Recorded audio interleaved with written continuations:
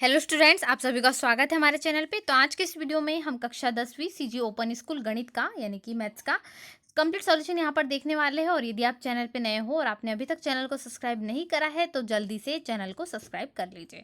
और साथ ही सभी सब्जेक्ट्स के कंप्लीट सॉल्यूशन अपलोड हो चुके हैं चैनल पे। और यदि अभी तक आपने नहीं देखे हैं, एक से लेकर लास्ट क्वेश्चन तक के सारे सब्जेक्ट्स के सॉल्यूशन पूरा कंप्लीट हो चुका है। तो यदि आपको कोई विषय का सॉल्यूशन नहीं मिल रहा है तो कमेंट करें, आपको सभी विषयों के सॉल्यूशन मिल जाएंगे। फटाफट से वीडियो को जल्दी से शेयर कर दो, वीडियो को लाइक भी कर दो, अपने दोस्तों के साथ ज़्यादा से ज़्यादा वीडियो को शेयर करें। और तो यहाँ पर शुरू करते हैं और चैनल को सब्सक्राइब करना बिल्कुल भी ना भूलें। सभी विषयों के आंसर सेट आपने कंप्लीट कर लिए होंगे, यदि नहीं किए तो डिस्क्रिप्शन में सभी विषयों की लिंक दी गई है, बस लिंक पे आपको क्लिक करना है, सभी विषयों के उत्तर आपको वहाँ पर मिल जाएंगे। चलिए शुरू करते हैं प्रश्न क्रमांक 1 सही विकल्प के प्रश्नों के उत्तर से। तो यहाँ पर प्रश्न क्रमांक 1 में आपको सही विकल्प पूछे गए, इसके उत्तर कुछ इस प्रकार से है। तो पहले का उत्तर क्या होगा, 0.25 इसका करेक्ट आंसर होगा, यहाँ पर आपको लिख देना है। अब दूसरा प्रश्न का उत्तर कितना हो जाएगा, यहाँ पर 1/8 यानी 1/8 इसका करेक्ट उत्तर है। चलिए इसी प्रकार से तीसरा प्रश्न देख लेते हैं, इसका करेक्ट उत्तर क्या है, 2 यहाँ पर आंसर हो जाएगा यानी कि 2। चौथे प्रश्न का उत्तर 2y हो जाएगा, आपको इस प्रकार से लिख लेना है। चलिए इसी प्रकार से पांचवें प्रश्न का उत्तर हो जाएगा। तो क्या पढ़ाई में आपको आते हैं डाउट्स, तो 5 सेकंड्स में डाउट नोट के साथ करो इन्हें आउट। बस अपने सवाल की फोटो खींचो, क्रॉप करो और तुरंत वीडियो सोल्यूशन पाओ। फिर चाहे आपका सवाल फिजिक्स, केमिस्ट्री, मैथ्स, बायोलॉजी का हो, सीबीएसई, यूपी, बिहार, मध्य प्रदेश या अन्य स्टेट बोर्ड्स का हो, यहाँ तक कि कक्षा 6 से 12वीं, आईआईटी, जेई और नीट का सवाल हो, सभी सवालों के वीडियो सोल्यूशन बस 5 सेकंड्स में आपको मिलेंगे डाउटनट ऐप पर। इसके साथ ही डाउटनट ऐप पर चल रही है इंडिया की number 1 daily online video classes, वो भी इंग्लिश और हिंदी मीडियम में, जहां पूरा कोर्स पढ़ाया जा रहा है। तो आज ही जाकर इन कोर्सेज का हिस्सा बनिए और डाउटनट ऐप इंस्टॉल कीजिए। प्रकार से पांचवें प्रश्न का उत्तर हो जाएगा। तो पांचवें प्रश्न का उत्तर आपको लिख लेना है, x+3y इंटू x-3y, इस प्रकार से हो जाएगा। और जो नेक्स्ट क्वेश्चन है उसका आंसर यहाँ पर छठवें का 29/24 यानी 29/24 इस प्रकार से हो जाएगा। तो सातवां प्रश्न का उत्तर देख लेते हैं, -2 ऋण 2 इसका उत्तर होगा। और इसी प्रकार से आठवें प्रश्न का उत्तर होगा 2। और जो आपका नौवां प्रश्न है इसका आंसर 48% यानी 48% इसका करेक्ट आंसर होगा। और जो 10वां है यहाँ पर आई का यहाँ पर इस प्रकार से सूत्र होगा, P/R/T। यहाँ पर मतलब जो ब्याज की बात करेंगे तो मूलधन गुणित दर गुणित समय बटे 100, इसको इस प्रकार से भी लिखा जा सकता है। तो इसको शॉर्ट में लिख लीजिए, ये आपके उत्तर इस प्रकार से हो जाएंगे। चलिए रिक्त स्थान के प्रश्नों के उत्तर देख लेते हैं। तो पहले रिक्त स्थान के प्रश्न का उत्तर है अनंत, तो अनंत इसका करेक्ट उत्तर है। और दूसरे प्रश्न का उत्तर क्या होगा, लाभ, इसका करेक्ट आंसर है। इसी प्रकार से तीसरे प्रश्न का उत्तर क्या होगा, सर्वांक सम, करेक्ट आंसर है। और जो चौथा प्रश्न है उसके आंसर क्या होगा, a³ यानी a³ इसका करेक्ट उत्तर है। और जो लास्ट यहाँ पर पांचवा प्रश्न है इसका उत्तर क्या है, 180 डिग्री 180 डिग्री इसका करेक्ट उत्तर है। चलिए खंड स देख लेते हैं, सत्य और असत्य पूछे गए। तो खंड स में जो सत्य और असत्य पूछे गए वो इस प्रकार से, पहले का प्रश्न का उत्तर सत्य होगा, इसी प्रकार से दूसरे प्रश्न का उत्तर भी सत्य होगा, तीसरे प्रश्न का भी उत्तर सत्य, चौथे प्रश्न का उत्तर क्या हो जाएगा, असत्य, और पांचवे का सत्य। फिर से इस प्रकार से आपको पांचों सत्य सत्य लिख लेना है। चलिए आगे बढ़ते हैं अगले प्रश्न क्रमांक 2 की ओर। चलिए प्रश्न क्रमांक 2 का उत्तर देख लेते हैं, 3/4 और 6/5 के मध्य परिमेय संख्या निकालना है आपको। तो इसका उत्तर हल यहाँ से शुरू करेंगे आप, यहाँ पर इसके मध्य जो परिमेय संख्या होगी, तो सबसे पहले दोनों संख्याओं का जो है वो एलसीएम इस प्रकार से होगा, इनको प्लस करके। तो दो संख्या है इसलिए 3/4 धन 6/5 बटे में कितना 2, तो दोनों का एलसीएम आप इस प्रकार से ले लोगे तो ये एलसीएम हो जाएगा। और यहाँ पर आपको क्या करना है, जो संख्या है इनकी, यानी कि यहाँ पर आपको क्या दिख रहा है, इनके हर एक 4 है और एक 5, तो यहाँ पर 5/5 का गुणा और 4/4 का गुना हो जाएगा इस प्रकार से। तो ये संख्या नहीं बन के आएंगी, 15/20 और 24/20 बटे में 2, तो इनको आप हल करोगे, दोनों का 20 एलसीएम, तो इस प्रकार से इसको लिख लोगे तो ये आपका बन जाएगा, जो भागित नाम गुणित गुणित नाम भागित है तो ये अपोजिट हो जाएगा। और 39/40 इसका करेक्ट आंसर हो जाएगा। तो ये आपका प्रश्न क्रमांक 2 का उत्तर। चलिए प्रश्न क्रमांक 3 का उत्तर देख लेते हैं किस प्रकार से है। तो -3x + 4 + 2x² - 7x - 2 दिया है। आप कोष्टक को खोल लेते हैं तो यहाँ पर जो चिन्ह है वो परिवर्तित, यानी धन में ऋण का गुणा, फिर धन में ऋण का गुणा और इस प्रकार से धन में धन का गुणा। तो कोष्टक खोलने के बाद में ये पोजीशन बन जाती है। तो यहाँ से आप इनकी जो संख्या है इस घात के आधार पर इसको जमाएंगे, यानी कि सबसे बड़ी घात 2 घात फिर 1 घात वाले। तो यहाँ पर ऋण 3x और ऋण 7x कितने हो जाएंगे, ऋण 10x हो जाएंगे। और जो ऋण 2 है और धन का 4, तो अब धन वाली संख्या है तो 4 में से 2 गए तो केवल 2 बचेंगे, तो ये नहीं। तो इस प्रकार से आपका उत्तर यहाँ पर 2x² माइनस 10x प्लस 2 आ जाएगा। तो क्वेश्चन नंबर 4 देख लेते हैं। दिया गया समीकरण क्या है, यहाँ पर आपको दिया है 3y/2 minus 3 is equal to 9। तो यहाँ पर आप इसका क्या करोगे, पक्षांतर कर दोगे, यानी कि जो चीज़ें हैं जो ऋण वाली है उसको धन में की तरफ ले जा लोगे दूसरे तरफ, तो धन में हो जाएगा। और 9 + 3 12 हो जाएगा। और 3y/2 तो जो भागित का 2 है वो यहाँ पर गुणित में चले जाएगा, तो यहाँ पर इस प्रकार से 24 हो जाएगा। और जो y के साथ में 3 है गुणित में वो भागित में आ जाएगा, तो 24/3 मतलब 8 × 24, 8 × 3 = 24 होता है। तो 3 गुणा से इसका आंसर y का मान कितना निकल गया, 8 निकल गया। चलिए क्वेश्चन नंबर 5 का उत्तर देख लेते हैं किस प्रकार से आपको यहाँ पर दिया गया है। तो प्रश्न क्रमांक 5 में आपको सबसे पहले दिया श्वेता ने अंक प्राप्त किए, तो कितने अंक मिले उसे, 18 अंक। कुल अंक कितने का था, 25 का। तो उसके प्रतिशत अंक कितने बनेंगे, 18/25 गुणित 100। इस प्रकार से आ जाएगा उसका हल। तो 25 से 100 है वो 4 बार कट जाएगा, 25 के पहाड़े में आता है। तो 18 गुणित आपको 4 करना होगा, तो 18 4 = 72 होता है। तो यहाँ पर 72%, 72% इसका करेक्ट उत्तर है। चलिए प्रश्न क्रमांक 6 का उत्तर देख लेते हैं। दिया गया समीकरण आपको क्या है, तो दिया गया समीकरण है x² + 2x + 1 is equal to 0। अब यहाँ गुणनखंड विधि से आप इसको सॉल्व करेंगे, तो यानी गुणनखंड विधि मतलब ऐसा समीकरण बनाना है जिसमें यहाँ पर 2 इसके करेक्ट रूप से ग्रुप बन जाए। तो x² + x + 1 is equal to 0 कर लेंगे। x में x को जोड़ेंगे तो भी 2x, तो सेम पर्सन है, कोई दिक्कत नहीं आएगी। अब यहाँ से x को कॉमन ले लीजिए, तो यहाँ पर x आ गया और बचेगा क्या, ओनली x + 1। अब यहाँ से आप x + 1 अकेला बचा, यहाँ कॉमन लेने के लिए कुछ नहीं, तो सामने सिर्फ 1 लिख सकते हैं। तो इस प्रकार से हो जाएगा। अब 2 यहाँ पर x + 1 कॉमन दिख रहा है, तो यहाँ पर से x + 1 आ जाएगा और फिर से क्या बचेगा, x + 1 इज इक्वल टू 0। तो इस प्रकार से बन जाएगा। तो दोनों को एक एक बार 0 लेके चलेंगे तो x के मान ऋण एक निकलेंगे, तो ये हो जाएगा प्रश्न क्रमांक 6 का उत्तर। चलिए इसी प्रकार से अगले प्रश्न का उत्तर देख लेते हैं, क्वेश्चन नंबर 7 का। तो प्रश्न क्रमांक 7 में आपको इस प्रकार से चित्र बनाना है। आपको A B C D इस प्रकार से दिख रहे हैं। इसमें यहाँ जो कोण बन रहा है वो 2x और 3x के आधार पर आपको दिख रहे हैं। इनके जो मान हैं आपको निकालना है x और y के, तो ये आप इस प्रकार से निकालेंगे। और जो इसका केंद्र बिंदु है, मुख्य बिंदु, वो O पॉइंट में है। तो आपको क्या क्या दिया है, x का मान यहाँ पर सबसे पहले 40 डिग्री दिया गया है। कोण AOB एक सरल रेखा है, तो AOB जो यहाँ से कंटिन्यू हो रही है वो एक क्या है, सरल रेखा है। अतः कोण AOB में आपको 180 डिग्री यहाँ पर दिया है, क्योंकि त्रिभुज के तीनों कोणों का इस प्रकार से आपको 180 होता है। तो कोण AOC प्लस कोण COB, यदि दोनों को प्लस करें तब कोण AOB मिलता है। इसका अर्थ है कि दोनों का योग कितना होना चाहिए, 180, क्योंकि आपको मिल रहा है तो फाइनली यही कोण है ना। तो AOC की जगह पे 2y और कोण COB की जगह पे 3x, क्योंकि दोनों कोणों के मान इस प्रकार से आपने अभी चित्र में देखे। इसकी जगह पे 180 की जगह पे 180 जैसा का वैसा रहेगा। अब यहाँ से आप x का मान जानते हैं कितनी डिग्री है, 40 दिया गया है। तो 40 × 3 इस प्रकार से हो जाएगा 120, और 120 का पक्षांतर करके डायरेक्टली ऋण में आ जाएगा। तो 180 में से 120 गए तो 60 बचते। अब यहाँ पर y के गुणित में 2 है तो वो भागित में जाएगा, मतलब 60/2 यानी कि 30 इसका सही उत्तर होगा। तो y का मान आपने निकालिए कितना, 30, और x का मान आपको पहले से दिया है। अब तीसरा क्या है, शीर्षाभिमुख कोण। तो तीसरे प्रश्न में जो शीर्षाभिमुख कोण है उसके लिए कोण COB बराबर इसी कोण AOD। कोण COB का मान आप जानते हैं 3x है, और कोण AOD जैसा का वैसा है। मतलब कोण AOD का मान कितना निकल गया, 3x, जबकि आप x का मान जानते हैं कितना है, चूंकि x का मान 40 डिग्री, तो x की जगह पे 40 रख देंगे। तो 40 × 3 मतलब कितना, 120 का उत्तर हो जाएगा। तो कोण AOD बराबर कितना, 120 डिग्री। चलिए क्वेश्चन नंबर 8 देख लेते हैं। क्वेश्चन नंबर 8 में आपको क्या दिया है, वर्ग की भुजा A बराबर इसे 10 सेंटीमीटर दी है। वर्ग का विकर्ण है कर्णी 2 गुणित यहाँ पर D। इसका मतलब है यहाँ पर कर्णी 2 गुणित A, और A का मान है 10 सेंटीमीटर। तो यहाँ पर A का मान आपने 10 सेंटीमीटर रख दिया। आप कर्णी 2 10 कर्णी 2 इसको अच्छे से आप लिख सकते हैं, अरेंज कर सकते हैं। तो इसका करेक्ट आंसर क्या हो गया, 10 कर्णी 2 सेंटीमीटर। इस प्रकार से हो गया क्वेश्चन नंबर 8 का उत्तर। चलिए अगले प्रश्न का उत्तर देख लेते हैं, क्वेश्चन नंबर 9 का उत्तर। तो क्वेश्चन नंबर 9 में आपको इस प्रकार से दिए गए। सबसे पहले दिया है बिंदु P, यहाँ पर आपको 6 और 8 दिए हैं, और ऋण 9 और ऋण 2 इस प्रकार से दिए गए। बिंदु Q इसको कह सकते हैं आप, P और Q बिंदु इसको नाम दे दिए गए। तो x1 और y1 के मान हो गए बिंदु P के जो मान है, और x2 और y2 ये हो गए Q के मान। इस प्रकार से तो x2 y2 x1 y1 के मान निकल चुके हैं।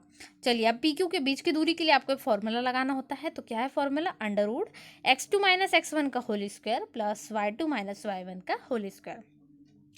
तो पी क्यू किसके बराबर होगा, अंडर रूट 9 माइनस 6 का whole square plus minus 12 minus 8 का होल स्क्वायर।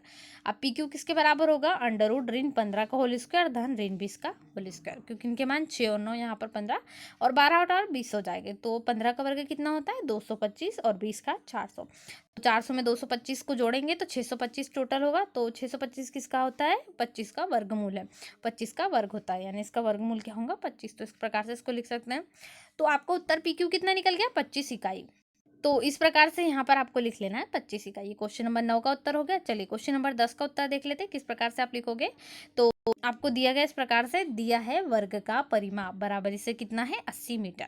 अब वर्ग का परिमाप का सूत्र आप जानते हैं 4 गुणित भुजा, यानी कि भुजा का मान यहाँ पर ए रख दिया गया है। तो ए भुजा को दर्शाता है, तो 4 गुणित ए बराबर इससे 80, क्योंकि हमें भुजा ज्ञात करना है। और यहाँ पर ए का मान कितना है 80/4 मतलब कितना 20 मीटर। इस प्रकार से हो जाएगा।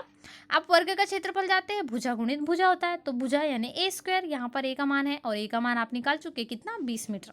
तो ए का मान कितना रख दोगे 20, तो 20 का वर्ग कितना होता है 20 गुणित 20 मतलब कितना 400। तो 400 वर्ग मीटर ये वर्ग की यहाँ पर क्षेत्रफल निकल गया, और वर्ग की भुजा आपने कितना निकाल लिया 20 मीटर, जो कि आपको निकालना था। तो इस प्रकार से ये सारे गणित के प्रश्नों के उत्तर हल हो गए। इसके आगे का सॉल्यूशन जो है वो भी बहुत जल्द आने वाला है, बिल्कुल भी टेंशन नहीं लेना है, क्योंकि लगातार वीडियोस अपलोड हो रहे हैं। छत्तीसगढ़ माध्यमिक शिक्षा मंडल, जो भी आपके छत्तीसगढ़ ओपन बोर्ड के पेपर हुए कक्षा 10वीं के, इसके ओपन स्कूल के सारे पेपर्स अपलोड हो चुके हैं। यदि कोई सॉल्यूशन नहीं लिखा है तो फटाफट से जाके लिख लेना है। अब सारे कंप्लीट सॉल्यूशन हो चुके हैं, और भी यहाँ पर जो मैथ्स का क्वेश्चन का और भी क्वेश्चन बाकी है सारे बहुत जल्द नेक्स्ट वीडियो में आपको मिल जाएंगे। इसलिए चैनल को जल्दी से सब्सक्राइब कर ले, बेल आइकन प्रेस कर ले, ताकि वीडियो की नोटिफिकेशन सबसे पहले आपको मिले, और ज़्यादा से ज़्यादा वीडियो को अपने दोस्तों के साथ में शेयर करें। और वीडियो को अभी तक लाइक नहीं करा हो तो लाइक भी कर दीजिए। तो मिलते हैं नए वीडियो में। Thanks for watching. चलिए क्वेश्चन नंबर 12 से लेकर क्वेश्चन नंबर 27 तक का संपूर्ण हल देख लेते हैं। तो यदि आप चैनल पे पहली बार है तो चैनल को जरूर सब्सक्राइब करें, क्योंकि सभी विषयों के गणित के और साथ ही और जो भी विषय आपका कंप्लीट नहीं हुआ है तो बता दीजिए फटाफट से कमेंट करके, क्योंकि यहाँ पर मैंने सभी विषयों के लगातार वीडियोज अपलोड करके पूरा विषय कंप्लीट कर दिए। सभी विषयों के जो आंसर्स है वो कंप्लीट हो चुके हैं, पूरे के पूरे कंप्लीट आंसर्स। तो यदि आपको कोई आंसर नहीं मिल रहा है तो कमेंट करना है, फटाफट से आपको वो लिंक मिल जाएगी। चलिए देख लेते हैं इस प्रकार से। तो क्वेश्चन नंबर 12 में आरोही क्रम यानी कि असेंडिंग ऑर्डर होगा 1 4 6 7 8 8 9 9 13 14 16 17 23 26 28 और 47, इस प्रकार से इसका क्रम बन जाएगा। इसके लिए फॉर्मूला यहाँ पर आप अप्लाई करेंगे तो 1/2 nवा पद प्लस n/2 प्लस 1वां पद, ये वाला आपको लगाना है टर्म्स में। तो यहाँ पर 1/2 16/2 धन 16/1 धन 1, और ये nth टर्म यानी nवा टर्म हो जाएगा। इस प्रकार से आप इसको लिख देंगे, और यहाँ पर इसका मान आप 8वां पद प्लस 9वां पद निकाल लेंगे। तो यहाँ से इसको प्लस करके आपका जो मान है वो 22, और 2 से इसको क्रॉस कर देंगे तो 11 इसका करेक्ट आंसर होगा। तो ये आपका क्वेश्चन नंबर 12 का आंसर हो जाएगा। चलिए आगे देख लेते हैं अगले प्रश्न का उत्तर। प्रश्न क्रमांक 13 का उत्तर देख लेते हैं किस प्रकार से आप इसको हल करोगे। तो कुल परिणामों की संख्या कितनी है 6 है। अब 3 छोड़कर अन्य की प्रायिकता यहाँ पर आप देख सकते हैं जो क्वेश्चन में आपको पूछा गया है। तो यदि इसमें से 3 को हटा दे तो 1 2 4 5 6 बचेगा। तो कुल कितने पद बच रहे हैं 3 को छोड़कर, केवल 5। इसका अर्थ है प्रायिकता क्या होगी 5/6 होगी। तो इसका करेक्ट आंसर है। चलिए क्वेश्चन नंबर 14 देख लेते हैं। करनी 18 बराबरी से है करनी 2 गुणित 3, इसको कर सकते हैं मतलब इसको यदि 18 को आप इस प्रकार से भी लिखे तो कोई फर्क नहीं पड़ता। अब इसमें देख सकते हैं आप पेयर बन रहे हैं, यानी जोड़े बन रहे, युग्म 3 का बन रहा है, तो 3 बाहर आ जाएगा और करनी 2 जैसा कैसा आएगा। इसका अर्थ है कि ये कैसा है परिमेयकारी गुण है, तो यहाँ पर करनी 3 एक परिमेयकारी गुणक है। चलिए क्वेश्चन नंबर 15 देख लेते हैं। यहाँ पर आपको ए बराबर से p प्लस आई, फिर इसकी वैल्यू रख देना है। तो यहाँ से आप आई का मान निकाल सकते हैं, तो 1050 निकल जाएगा। इसके बाद आपको p into R into T यहाँ पर फॉर्मूला लग जाएगा आई इज इक्वल टू, तो यहाँ पर इसके मान रख देंगे। तो मान निकालने के बाद में आपकी जो दर है यानी आर वो निकल जाएगी 7%। तो ये आपका आंसर हो जाएगा 7%। चलिए इसी प्रकार से आगे के प्रश्नों को भी देख लेते हैं। प्रश्न क्रमांक 16 को, प्रश्न क्रमांक 16 में यहाँ पर आपको पूछा गया है तो व्रत क्या है, एक व्रत और बिंदु। यहाँ पर देखिए किसी एक निश्चित बिंदु से समान दूरी पर स्थित बिंदुओं का बिंदुपथ क्या कहलाता है, व्रत कहलाता है। तो सकेंद्रीय व्रत के ऐसे समूह को कहते हैं जिसके प्रत्येक सदस्य का केंद्र क्या हो, एक ही बिंदु। सकेंद्र मतलब जहाँ पर बहुत सारे बिंदुओं के केंद्र स्थित हो, यहाँ पर जैसे कि, तो ये क्या कहलाता है सकेंद्र कहलाता है। और इसी प्रकार से व्रत भी यहाँ पर है, समान दूरी का बिंदुपथ व्रत कहलाता है। इसी प्रकार से क्वेश्चन नंबर 17 का उत्तर देख लेते हैं फटाफट से। तो चलिए घन का आयतन आपको दिया गया है कितना 2197 घन सेंटीमीटर यहाँ पर दिया गया है यहाँ पर, और घन का आयतन 1 की पावर 3 दिया है। ये फॉर्मूला आपको पता होगा, घन भुजा की घात 3 घन का आयतन होता है। तो यहाँ पर a⁻³ यानी कि 2197 और 21 का घन होता है, यहाँ पर 13 का घनमूल होता है। और a⁻³ = 13⁻3 इसको लिख सकते हैं, मतलब a का मान कितना आ जाएगा, 13 आ जाएगा। अब इसका पृष्ठीय क्षेत्रफल देख लेते हैं क्या होता है, 6a², 6 गुणित भुजा का वर्ग। अब यहाँ पर a का मान तो 13 निकल चुका और 6 तो पहले से, तो यहाँ पर 13 गुणित 13 गुणित 6 हो जाएगा, तो इसका मान 1014 वर्ग सेंटीमीटर आएगा, क्योंकि क्षेत्रफल है। और विकर्ण a कर्णी 3 होता है, मतलब यहाँ पर भुजा गुणित कर्णी 3, तो यहाँ पर आपको a का मान है 13, तो 13 कर्णी 3 इसका करेक्ट उत्तर होगा। चलिए आगे देख लेते हैं इसी प्रकार के प्रश्नों को क्वेश्चन नंबर 18 की ओर। तो प्रश्न क्रमांक 18 आपको इस प्रकार से दिया गया है, √1 - sin theta upon +1 + sin theta = cos theta upon 1 + sin theta. आप क्या करते हैं, आप जो इस वैल्यू है इसमें जो 1 + sin थीटा है इसका यहाँ पर आप जो परिमेयकरण है वो करते हैं, तो मल्टीप्लाई में 1 + sin थीटा करेंगे, तो a ऋण b और a धन b, मतलब a की घात 2 ऋण b की घात 2, यानी कि 1² मतलब 1 और sin² थीटा। तो 1 - sin² थीटा फॉर्मूला होता है cos² का, या इसको फिर लिख सकते हैं आप cos थीटा। इसका भी वर्ग है, मतलब इसको होल स्क्वायर में cos पूरा लिख सकते हैं, तो भी cos² थीटा ही होगा। अब करनी है तो यहाँ पर जो 2 है उससे करनी बैलेंस हो जाएगी, इसका मतलब है cos theta upon 1 + sin theta इसका सही उत्तर है। तो RHS आ गया आपका प्रूफ, तो ये आंसर आपका करेक्ट है। LHS बराबर हो गया RHS के। चलिए क्वेश्चन नंबर 19 देख लेते हैं किस प्रकार से दिया गया है।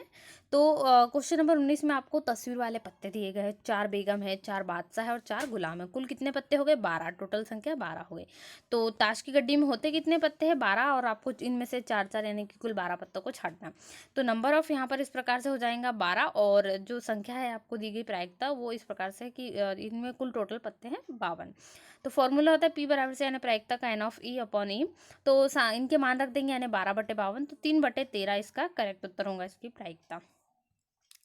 चलिए आगे कहाँ 20 नंबर का प्रश्न का उत्तर देख लेते हैं। तो यदि आप चैनल पर नए हो और आपने अभी तक चैनल को सब्सक्राइब नहीं करा तो जल्दी से कर दीजिए सब्सक्राइब, क्योंकि यहाँ पर आपको सारे विषयों के CG ओपन स्कूल के कक्षा 10वीं के सभी विषयों के वीडियोस मिलने वाले हैं, और साथ ही मिल गए हैं सभी विषयों के जो सॉल्यूशन है पूरा कंप्लीट हो चुका है, कोई भी सॉल्यूशन बचा नहीं है। और यदि आपको अभी तक कोई विषय नहीं मिल रहा तो कमेंट करना, फटाफट से आपको सभी विषयों के आंसर मिल जाएंगे, क्योंकि जो पूरे वीडियोस कंप्लीट कर दिए हैं मैंने, यहाँ पर आपको वीडियोस पूरे डिस्क्रिप्शन के लिए यहाँ पर लिंक मिल जाएंगी प्लेलिस्ट की, उसमें सारे विषयों के वीडियो ऐड है, आपका पूरा सॉल्यूशन कंप्लीट हो चुका है। चलिए विकर्ण यहाँ पर होता है a कर्णी 3 इसका, तो यहाँ पर 13 कर्णी 3 सेंटीमीटर जो है वो आपका आंसर निकल चुका था। अब इसके बारे में आपको यहाँ पर जो चतुर्भुज दिया गया है PQRS में, इसमें कोण Q कितना है यहाँ पर आपको इस प्रकार से देखना। तो जो यहाँ पर बना है फॉर्मूला इसमें इस प्रकार से है, आपको एक चतुर्भुज दिख रहा है वो है PQRS में। तो ये चतुर्भुज PQRS में कोण Q का मान कितना है 650 और कोण R का मान 60 डिग्री। तो कोण P प्लस कोण R बराबर से 180 डिग्री, ये सक्रिय चतुर्भुज के कोण होते हैं। तो इस प्रकार से कोण P प्लस 650 = 65 डिग्री = 180 डिग्री। तो कोण P बराबर से कितना आपको 65 पहले से दिया गया है, तो 180 में से 65 जाएगा तो ओनली 115 डिग्री बचेगा, तो इसका आंसर हो जाएगा। चलिए क्वेश्चन नंबर 21 को देख लेते हैं किस प्रकार से दिया गया है। आपको क्या दिया है, गोले का व्यास दिया गया है कितना है 22 सेंटीमीटर। इस प्रकार से आप निकाल सकते हैं 21/2 सेंटीमीटर हो जाएगी। तो गोले का पृष्ठीय क्षेत्रफल कितना है 4πr² है। तो 4 × 22/7 × 21/2 × 21/2 इस प्रकार से हो जाएगा, आप इसको लिख सकते हैं क्योंकि r² है।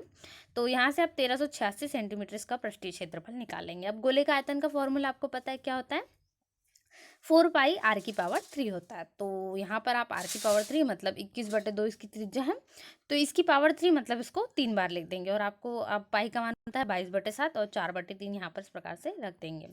तो ये वैल्यू निकल जाएंगी, आपका मान आ जाएगा 4851 यहाँ पर घन सेंटीमीटर। तो ये आपका गोले का आयतन हो जाएगा। चलिए इसी प्रकार से प्रश्न क्रमांक 22 का उत्तर देख लेते हैं किस प्रकार से आप उसको हल करोगे। तो यहाँ पर आपको जो क्वेश्चन नंबर 22 है इसको इस प्रकार से हल करना है। तो cos theta minus sin theta = √2 sin theta. अब यहाँ पर आप क्या करोगे, जो sin थीटा है इसको प्लस कर लोगे, तो यहाँ पर sin theta plus sin theta हो जाएगा, क्योंकि आपको जो माइनस sin थीटा है ये यहाँ पर दिया गया है, और तो ये जो sin थीटा है इसका पक्षांतर आप कर दोगे तो प्लस sin थीटा हो जाएगा। तो अब वैल्यू के निकल जाएंगी यहाँ से, यदि आप sin थीटा कॉमन लेते हो तो √2 + 1 बचेगा। तो ये जो बचता है ये कहाँ जाएगा, भागित में चले जाएगा। अभी यहाँ पर अब केवल क्या बचेगा sin थीटा, तो cos थीटा अपॉन √2 + 1। अब यहाँ पर जो √2 + 1 है इसका क्या करोगे, परिमेयकरण, यानी कि ऊपर भी इसका गुणा और नीचे भी, तो यहाँ पर बराबर क्या है sin थीटा। इस प्रकार से मान निकल जाएगा। तो अब यहाँ पर आपको जो cos थीटा है उसका गुणा किस में करोगे, √2 में और -1 में, तो इतना निकलेगी वैल्यू। और sin थीटा जैसे का वैसा, आप क्योंकि नीचे क्या है √2+1 और √2-1 मतलब ए की घात ए धन बी ए ऋण बी मतलब ए की घात 2 और बी की घात 2। तो इस प्रकार से बच रहा है, तो 2 से 2 कट जाएंगे और 2-1 कितना 1 मतलब नीचे जो है हर में केवल एक बचेगा, तो एक को लिखिए नहीं। इस प्रकार से वैल्यू आ जाएगी, तो ये आपका आंसर आ जाएगा। इस प्रकार से यहाँ पर cos थीटा का पक्षांतर कर देंगे। हैंस प्रूव्ड हो गया। चलिए क्वेश्चन नंबर 23 देख लेते हैं। तो क्वेश्चन नंबर 23 में आपको एक्स के मान, एफ के मान, जो चार्ट है ये तैयार करना है। तो एक्स, एफ और सी एफ यहाँ पर आपको अलग अलग वैल्यू दी गई, इस प्रकार से वैल्यू आप लिख लेंगे जैसे यहाँ पर दी गई है। तो 40 और यहाँ पर 2 इस प्रकार से वैल्यूज़ है, फिर 41 के लिए है, 42 के लिए। इसी प्रकार से आगे भी यहाँ पर आपको पूरी वैल्यू दी गई, तो ये आपको लिख लेना है इस प्रकार से। इसके आगे आपको यहाँ पर फॉर्मूला लगाना है, जैसे कि यहाँ पर आप इसमें आपको एन दिख रहा है 70, जो कि कैसा है सम है। तो 1/2 nवा पद प्लस n/2 प्लस 1वां पद, यहाँ पर एक पद एक्स्ट्रा हो जाता है प्लस 1 जुड़ के।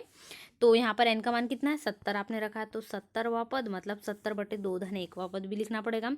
तो 70/2 मतलब कौन सा पद 35वां, और 35वां यहाँ पर है इसमें प्लस 1 तो 36वां पद ही हो गया। तो 35 और 36वां पद यहाँ पर क्या है 26, इस प्रकार से आपने देखा।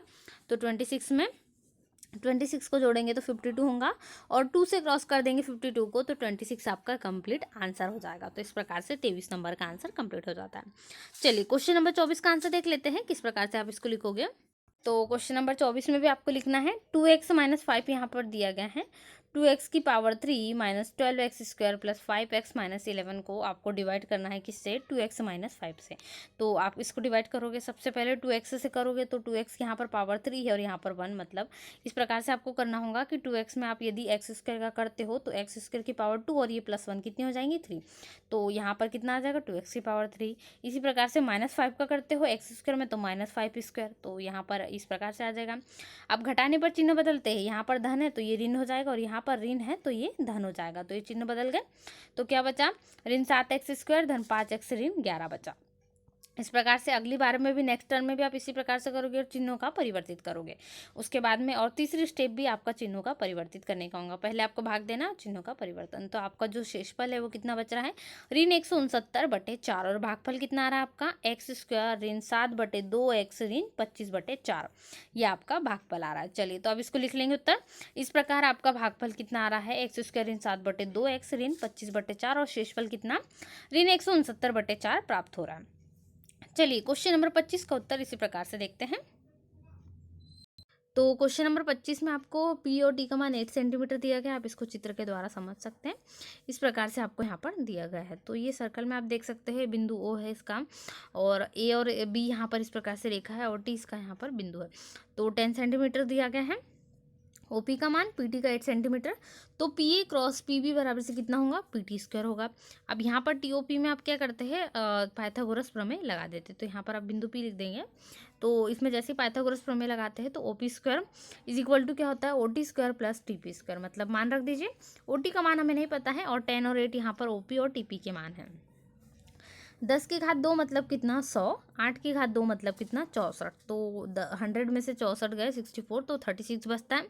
OT² कितना होगा 36 के बराबर होगा। तो यहाँ पर 6 की घात 2 इसको लिख सकते हैं, क्योंकि 36 जो है 36 6 का वर्ग होता है, यानी कि OT का मान कितना निकल गया 6 सेंटीमीटर। चूंकि OT और OB दोनों कैसे बराबर है OA के, तो त्रिज्या कितनी निकल गई आपकी 6 सेंटीमीटर।